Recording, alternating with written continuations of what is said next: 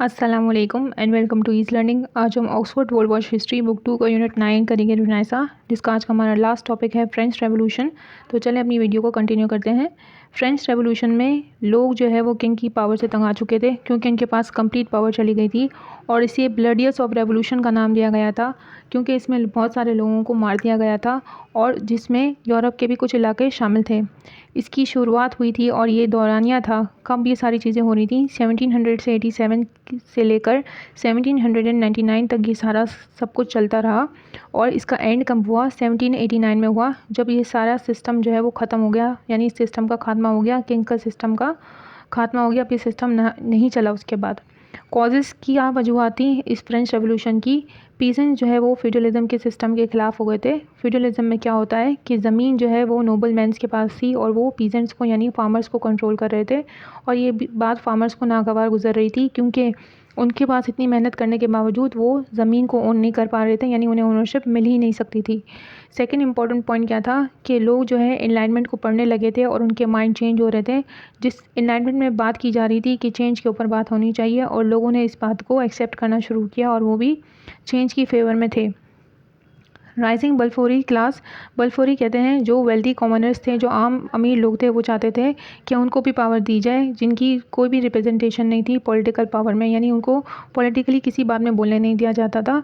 दूसरे जो main wealthy लोग थे उन्हें तो बोलने दिया जाता था, लेकिन उन्हें नहीं बोलने दिया जाता था। तो वो चाहते थे कि उन्हें भी इक्वल राइट्स मिले जिस तरह दूसरे अमीर लोगों को दिए जाते हैं। फोर्थ में बोला गया है कि पुअर इकोनॉमिक कंडीशंस थी, क्योंकि जंग चल रही थी तो लोग माशी तौर पर बदहाल हो गए थे और नुकसान में थे।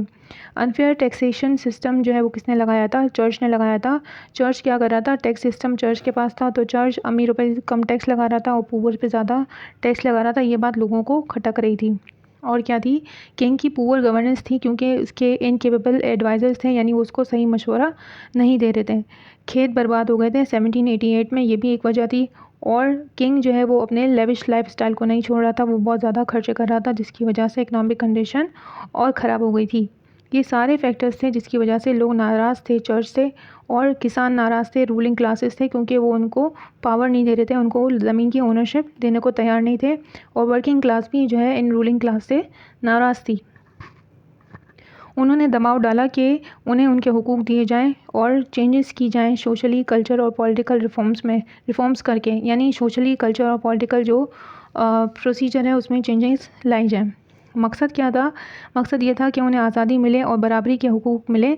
और इन रेवोल्यूशनरीज़ ने स्टार्ट किया था, जो है एफर्ट स्टार्ट की थी, यानी स्ट्रगल की थी, ताकि पावर्स किंग के पास से ले ली जाए और आम आदमी को थोड़ी बहुत पावर तो मिलनी ही चाहिए। और ये डिसलाइक इसलिए शुरू हुआ था, ये दबाव इसलिए शुरू हुआ था क्योंकि लोग इस ट्रेडिशन को डिसलाइक कर रहे थे जो चल रहा था। हैट्रेट कहते हैं डिसलाइक। वो इस ट्रेडिशन से तंग आ चुके थे कि सब कुछ अमीरों को मिले और गरीबों को कुछ भी नहीं मिले, और वो चाहते थे कि जो भी अब कानून बनाया जाए वो एनलाइनमेंट के प्रिंसिपल्स पे बनने चाहिए। इवेंट्स में बात हो रही है कि 14 जुलाई को लोगों का तूफान आया बेस्टाइल फोर्ट्रेस में। एक किला है जहाँ पर अम्यूनिशन यानी बुलेट्स को स्टोर किया गया और प्रिजनर्स को रखा जाता था। इसके बाद क्या हुआ था? कॉन्स्टिट्यूएंट असेंबली में फ्यूडलिज्म सिस्टम को अबॉलिश कर दिया गया। ये सिस्टम ख़त्म कर दिया गया 4 अगस्त 1789 को। अक्टूबर 1789 में वुमेन मार्च, यानी औरतों ने स्ट्रीट पे मार्च करना शुरू किया वर्सलीज़ की।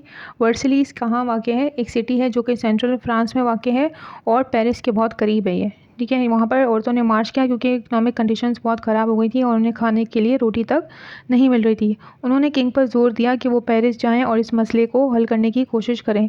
6 अक्टूबर 1789 को किंग और उसकी रॉयल फैमिली वर्सेलीज से पेरिस जाते हैं ताकि नेशनल असेंबली में इस पर बात कर सकें। शुरुआत में तो वो गए इसलिए थे ओरिजिनली कि इस मसले पे, यानी इकोनॉमिक सिचुएशन जो बदहाली हो रही थी, यानी खाने तक को रोटी नहीं मिल रही थी लोगों को, इस पर बात करने के लिए गए थे। लेकिन असेंबली में पहुंचते ही उन्होंने दूसरे मैटर्स पे बात की, जिससे फाइनेंशियल सिचुएशन जो है वो और ख़राब हो गई। यानी वो दूसरे मैटर्स पे डिस्कस करके आ गए, लेकिन जो फाइनेंशियल सिचुएशन ख़राब थी उस पर उन्होंने बात नहीं की। किंग जो है वो इस रेवोल्यूशन के ख़िलाफ़ था, क्योंकि यहाँ इस रेवोल्यूशन के अंदर क्या हो रहा था, लोग कह रहे थे कि पावर आम आदमी के पास जानी चाहिए, और किंग ये बिल्कुल नहीं चाहता था। वो और उसकी रॉयल फैमिली जो है वो भेस बदल कर भागने की कोशिश करते हैं। ट्यूलरीज जो है वो उनका जगह थी, रेजिडेंशियल एरिया था फ्रांस में, ठीक है, और वो भागने की कोशिश करते हैं। डिस्गाइज ऑफ सर्वेंट, यानी कपड़े बदल के सर्वेंट के भागने की कोशिश करते हैं, लेकिन लोग उन्हें पहचान लेते हैं और उन्हें वापस पेरिस भेज देते हैं इसी सेम क्लोथ्स में। इसी सेम कपड़ों में उन्हें वापस पेरिस भेज दिया जाता है। लोग उन पर दबाव डालते हैं, उनको पहचान लेते हैं और उन्हें भेज देते हैं वापस पेरिस, जहाँ पर उनकी मुलाकात एक क्राउड से होती है जिसे उन्हें फेस करना होता है।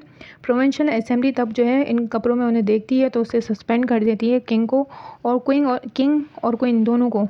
क्वीन का नाम क्या था? मैरी एंटोनी था। उसे जो है गार्ड के यानी पुलिस के हवाले कर देते हैं। जब असेंबली में बात हो रही होती है तो उसमें ज़्यादातर जो लोग थे वो मोनार्क सिस्टम की फेवर में थे, यानी किंग सिस्टम को फेवर करने की कोशिश कर रहे थे।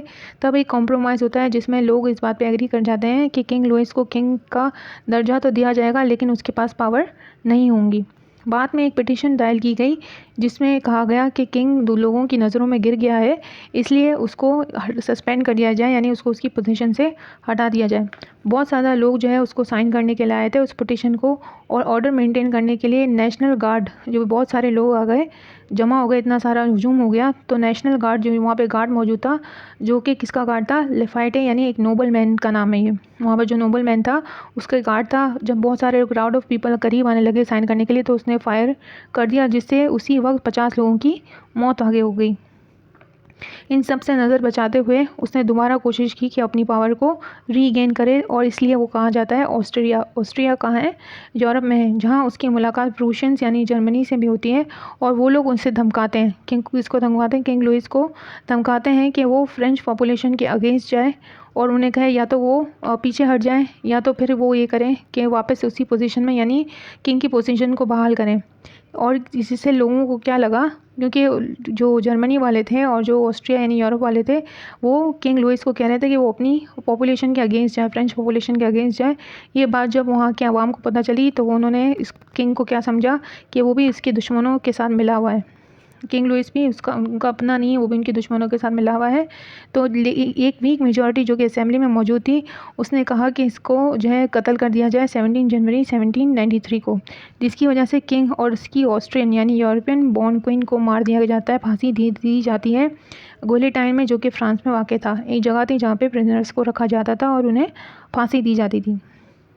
रीन ऑफ टेरर में बात हो रही है, जब जंग बहुत बुरे तरीके से शुरू होती है तो क्या होती है, प्राइसेस बहुत ज़्यादा बढ़ जाती हैं और लोग जो है वो फिर बगावत पर आ जाते हैं। मैक्सिमिलियन रोसबेरी जो था वो फ्रेंच लॉयर था, स्टेट्समैन था, और जैकबिन्स जो था वो एक ग्रुप था, पॉलिटिकल ग्रुप था जो कि फ्रांस में बहुत एक्टिव था, और इन्होंने इन रीन ऑफ पावर को जो है रिलीज़ किया था, यानी इसके ऊपर से ये सारी चीज़ें हटाने की कोशिश की थी कि सारा सिस्टम चला जाए। और इसमें क्या हुआ था, 18,000 लोग जो है उनको कत्ल कर दिया गया था, फांसी दे दी गई थी गोलेटाइन पे। और उनके हालांकि उन्होंने जुर्म कोई बड़ा नहीं किया जाता, छोटी छोटी बातों पे और ये शक की बिना पर उन्हें क्या कर दिया गया था, एंटी रेवोल्यूशनरी डिक्लेयर किया जाता था और उन्हें फांसी दे दी जाती थी। गोलेटाइन जो है वो सिंबल बन चुका था इतने सारे फांसी का, यानी वो जगह ही ऐसी थी जहाँ पर हर वक्त हर किसी न किसी को फांसी दी जा रही थी। किंग और क्वीन जो है पहले ही इस प्रोसेस से गुजर चुके हैं, यानी उन्हें भी यहाँ पे फांसी दी जा चुकी थी। कुछ अरसे बाद एक नई कॉन्स्टिट्यूशन बनाई जाती है जिसको बनाता कौन है? डायरेक्टरीज बनाते हैं, जिसमें असेंबली के कितने लोग शामिल थे? 500 मेंबर शामिल थे। और एग्जीक्यूटिव पावर्स किसके पास चली गई? 5 डायरेक्टर्स के पास चली गई थी। और एक नई हुकूमत बनाई गई जिसमें जैकबिन्स 3 लोग जो है पावर में थे। जैकबिन्स यानी जो पॉलिटिकल ग्रुप था वो, रॉयल्टीज़ जो किंग के आसपास के लोग थे वो, और आर्मी, इन तीनों को पावर दे दी गई। और इन्होंने दबाव किस पे डाला? जो लोग बागी हो रहे थे ना, तो ये लोग तीनों मिलके उस पर काम कर रहे थे, यानी उन्हें ठंडा करने की कोशिश कर रहे थे और उन्हें हैंडल कर रहे थे उनकी एक्टिविटीज़ को। फिर फाइनली क्या होता है, इन तीनों में से कौन ऊपर आता है? आर्मी का बंदा ऊपर आता है और वो हुकूमत करता है। उसका नाम क्या था? नेपोलियन बोनापार्ट था, और उसको पावर मिल जाती है। 9 नवंबर 1799 को बोनापार्ट ने जो है वो टेक ओवर कर लेता है। अच्छा, 18 ब्रूमायर कहते हैं, ब्रूमायर जो है कैलेंडर मंथ है फ्रांस का, ठीक है, यहाँ पे डेट लिखी गई है, जहाँ पर उसने काउंसलेट बनाई। और ये इसमें क्या हुई, इसने डिक्टेटरशिप थी, यानी अपने ऑर्डर्स दिए, जिसमें उसने कहा कि वो खुद इम्पीरियर है, अपने आप को उसने खुद ही इम्पीरियर डिक्लेयर कर दिया। 1804 में फ्रांस को रूल किया गया। उसके बाद 70 सालों तक किंग्स ने ही उसको फ्रांस को चलाया, और फाइनली उसको आज़ादी कब मिलती है? परमानेंटली 1871 में वो इस किंग सिस्टम से छुटकारा पाता है। होप आपको अच्छे से समझ आया होगा। अगर आपको वीडियो अच्छी लगी है तो काइंडली लाइक करिए, शेयर करें और सब्सक्राइब करना मत भूलिएगा। ओके, अल्लाह हाफ़िज़।